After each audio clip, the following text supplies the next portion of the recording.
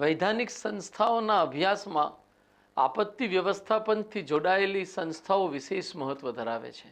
ખાસ કરીને રાષ્ટ્રીય સ્તરે જે આપણે આપત્તિ વ્યવસ્થાપન અધિનિયમ 2005માં ઘડ્યો છે, એની હેઠળ NDMA national disaster management authority અને SDMA state disaster management authority જેવી વૈધાનિક સંસ્થાઓની સ્થાપના થયેલી છે. આ તમામ સંસ્થાઓ, જેમાં NDMA અને SDMA બંનેનો સમાવેશ થાય છે, એનો આપણે અભ્યાસ આજના સેશનમાં કરીશું. આ સંદર્ભમાં આપણે થોડીક એનું બેકગ્રાઉન્ડ આપણે સમજવાની કોશિશ કરશું, પૃષ્ઠભૂમિ, કે આપત્તિ વ્યવસ્થાપન ઉપર વિચારણા કરવા માટે સર્વપ્રથમ વર્ષ 1999માં ભારત સરકારે એક સમિતિ બનાવી હતી. એ પછી 2001માં ગુજરાતમાં ભૂકંપની ઘટના ઘટિત થઈ અને આપત્તિ વ્યવસ્થાને અત્યંત ગંભીરતાથી લેવાની જરૂરિયાત મહેસૂસ થઈ અને એ જરૂરિયાતના આધારે એક ભલામણો આપવા માટે એક રાષ્ટ્રીય સમિતિનું ગઠન કરવામાં આવ્યું અગેન 2001 પછી. અને આ બધી જ સમિતિઓની ભલામણની સાથોસાથ 10મી પંચવર્ષીય યોજના, કે જેનો સમયગાળો 2002થી 2007 વચ્ચેનો હતો, આ 10મી પંચવર્ષીય યોજના દરમિયાન પણ જે એક ડ્રાફ્ટ પ્લાનિંગનું જે ડ્રાફ્ટ રજૂ કરાયો, એ દસ્તાવેજમાં આપત્તિ વ્યવસ્થાપન નામથી અલગ અધ્યાય સ્થાપિત કરાયો. તો 1999 અને એ પછી ભારતમાં ડિઝાસ્ટર મેનેજમેન્ટની દિશામાં સંગઠિત પ્રયત્નોની શરૂઆત થઈ છે. અને એ આધારે જ આ બધી સમિતિઓ અને જે 10મી પંચવર્ષીય યોજનામાં જે વિચારો રજૂ થયા, એના આધારે આગળ વધવાની પ્રક્રિયા શરૂ થઈ. એ પછી 12મા નાણાં પંચે પણ આપત્તિ વ્યવસ્થાપન બાબતે ફાઇનાન્શિયલ મેનેજમેન્ટની સમીક્ષા કરવા માટે નિર્દેશ આપવામાં આવેલો હતો.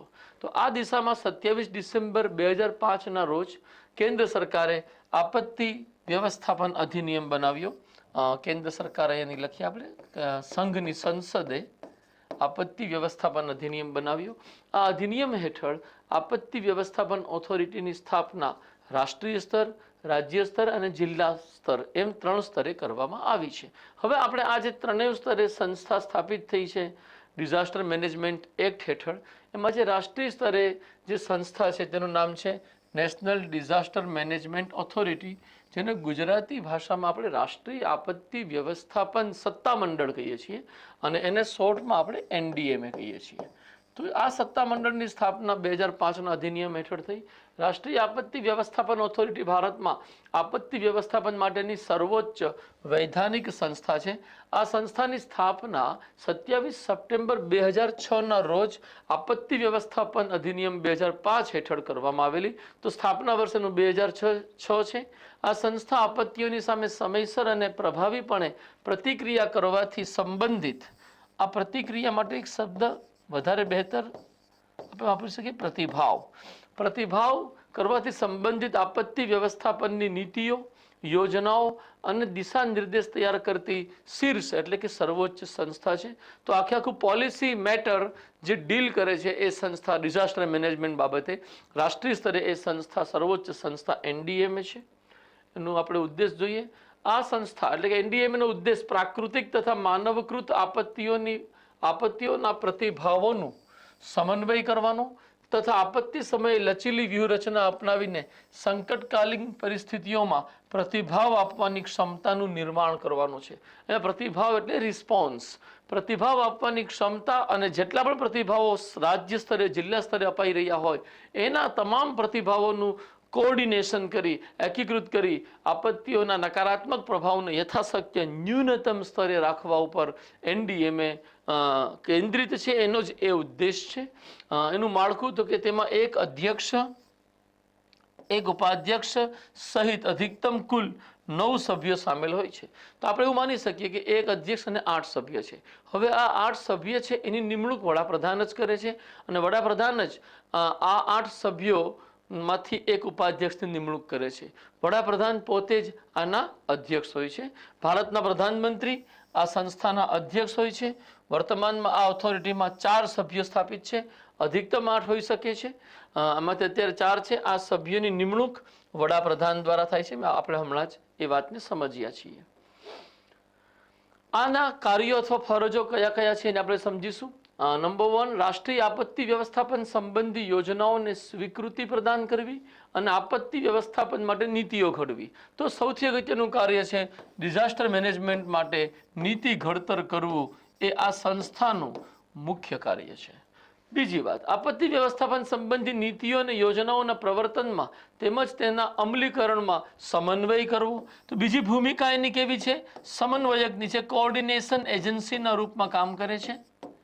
નંબર 3, રાષ્ટ્રીય યોજના અનુસાર કેન્દ્ર સરકારના મંત્રાલયો અને વિભાગો દ્વારા તૈયાર કરવામાં આવેલી યોજનાઓને સ્વીકૃતિ આપવી. ધેટ મીન્સ એનડીએમએ ને પાવર છે કે તમામ કેન્દ્રીય મંત્રાલયો અને વિભાગોને પોતાના વિભાગ મંત્રાલયના સંબંધમાં આપત્તિ વ્યવસ્થાપન યોજના જે તૈયાર થઈ હોય એ તૈયાર થયેલી યોજનાઓ એ લેશે અને એ બધી જ યોજનાઓને એકીકૃત કરવાની કોશિશ કરશે અને એ જ્યારે સ્વીકૃતિ આપે ત્યારે જ એ મંત્રાલય કે વિભાગમાં એ યોજના અમલમાં આવી શકે છે.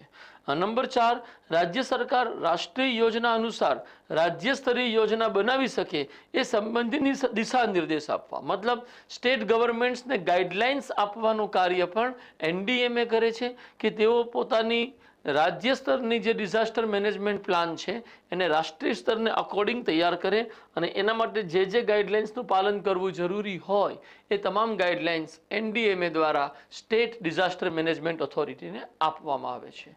5મું કાર્ય છે એવા દિશા નિર્દેશો તૈયાર કરવા જેમનું અનુસરણ કેન્દ્ર સરકારના મંત્રાલયો કે વિભાગો દ્વારા આપત્તિને રોકવા સંબંધી ઉપાયોને એકીકૃત કરવામાં તેમજ આપત્તિના શમન માટે પ્રભાવી વિકાસ યોજના ઘડવામાં કરવામાં આવે.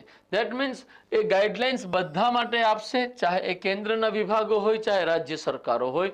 આ કેન્દ્રના વિવિધ વિભાગો માટે ગાઈડલાઇન્સ આપવાની જોગવાઈ કરે છે, કાર્ય બતાવે છે. અને ગાઈડલાઇન્સ કેના માટેની છે? તો કે જેટલા પણ ડિઝાસ્ટર મેનેજમેન્ટના ઉપાયો છે એને ઇન્ટિગ્રેશન કરી, એકીકૃત કરી, સમન્વિત કરી અને આગળ એની ઉપર કાર્યવાહી કરવામાં આવે એની ગાઈડલાઇન તેઓ આપે છે. અને એ સંબંધમાં આપત્તિના શમન માટે અંગ્રેજી શબ્દ થાય છે મિટિગેશન. મિટિગેશનનો અર્થ છે મારા યુવાનો કે કોઈ આપત્તિ આવે એ પહેલા જ આપણે એટલા તૈયાર હોઈએ કે એ આપત્તિની યથાશક્ય ઓછામાં ઓછી અસર થાય. તો એ સંબંધમાં સુનામી ચેતવણી પ્રણાલી એ મિટિગેશન સ્ટેપ કહી શકાય.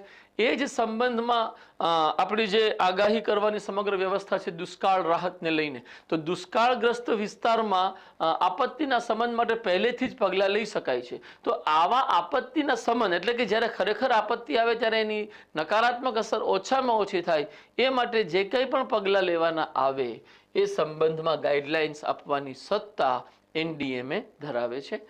નેક્સ્ટ એનું કાર્ય છે આપત્તિ શમન માટે જરૂરી ભંડોળ માટે ભલામણ કરવી. એટલે કે જે વિભાગ કે જે રાજ્ય સરકારને જેટલું ફંડિંગ જોઈએ મિટિગેશન એક્ટિવિટી માટે, તો એનું રેકમેન્ડેશન, એની ભલામણ પણ એનડીએમએ દ્વારા જ અપાય છે. અન્ય દેશોને મતલબ માની લો નેપાળ, બાંગ્લાદેશ ક્યાંય પણ જો આપત્તિ આવી હોય ને આપણે જો રાહત આપીએ તો એનું પણ કામ એ સંભાળે છે.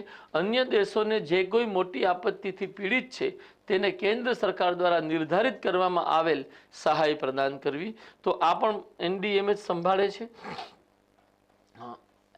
હવે આપણે ભણીશું એસડીએમએ, સ્ટેટ ડિઝાસ્ટર મેનેજમેન્ટ ઓથોરિટી. આ શું છે? તો કે દરેક રાજ્યએ આપત્તિ વ્યવસ્થાપન અધિનિયમ 2005 હેઠળ પોતાના રાજ્યમાં એક રાજ્ય આપત્તિ વ્યવસ્થાપન સત્તામંડળની સ્થાપના કરવી ફરજિયાત છે.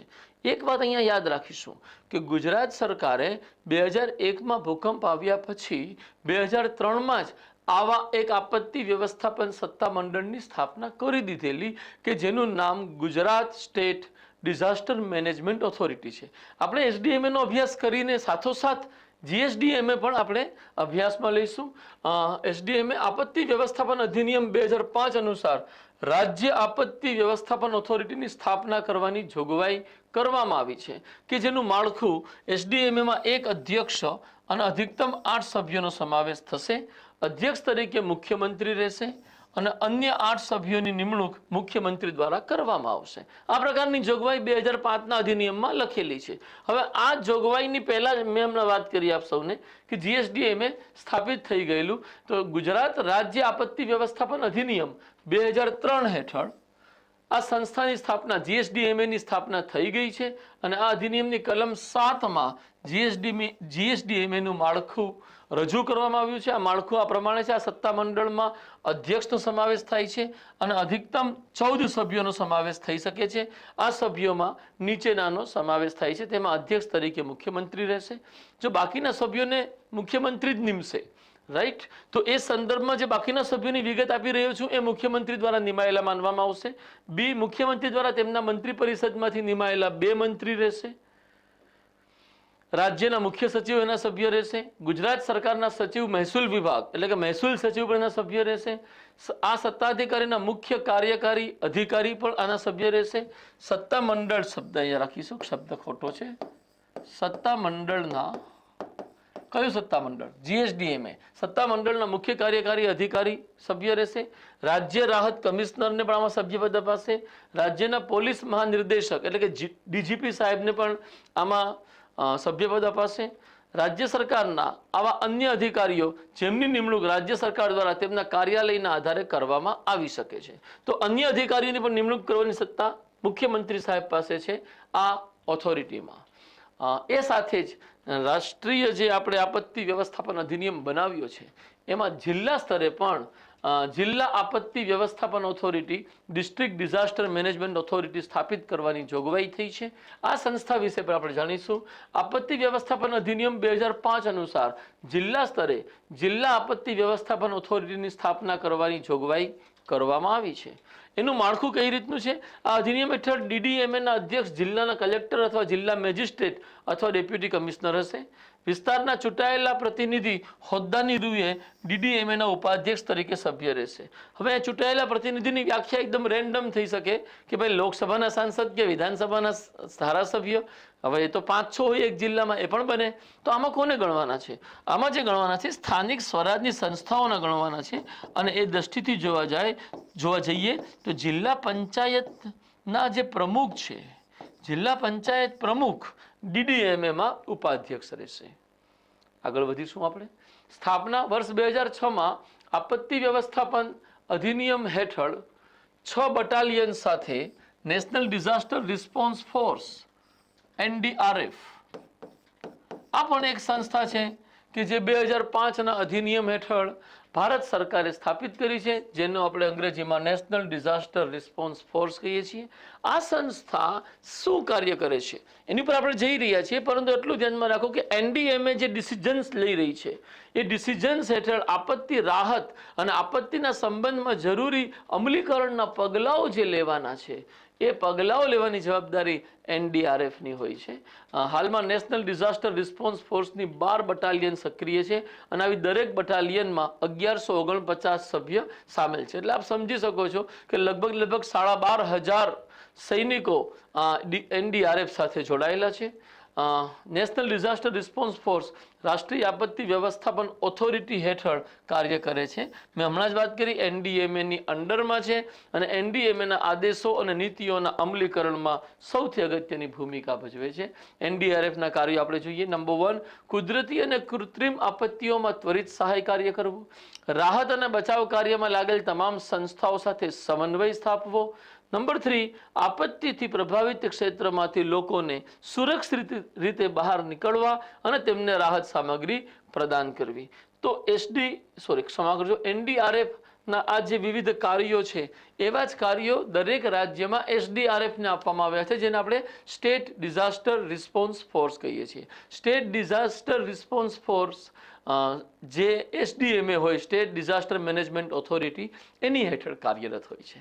તો NDMA, SDMA, GSDMA તથા NDRF વિશેની મૂળભૂત તમામ અગત્યની બાબતો ઉપર આપણે સમજ પ્રાપ્ત કરી. આ સેશનને અહીંયા વિરામ આપીશું. Thank you very much. જય હિન્દ, નમસ્કાર. આપને કોઈ સજેશન હોય, આપને કોઈ સમસ્યા હોય, ચોક્કસ અમને કોમેન્ટ સેક્શનમાં જણાવી શકો છો અને આપની સમસ્યાનું યથાશક્ય ત્વરિત સમાધાન આપવાની કોશિશ કરીશું. Thank you very much. નમસ્કાર.